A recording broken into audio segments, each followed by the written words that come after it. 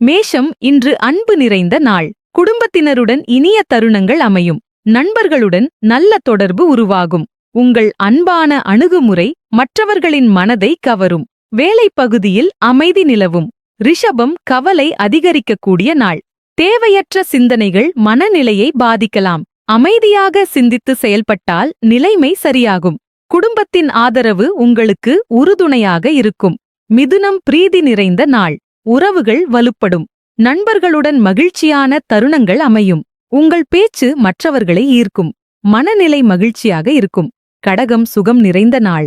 உடல் நலம் மற்றும் மன அமைதி மேம்படும். குடும்பத்தில் அமைதியான சூழல் உருவாகும். வேலைப்பகுதியில் சுமை குறையும். சிம்மம் வெற்றி காணும் நாள். நீண்ட நாள் முயற்சிகள் நல்ல முடிவை காணும்.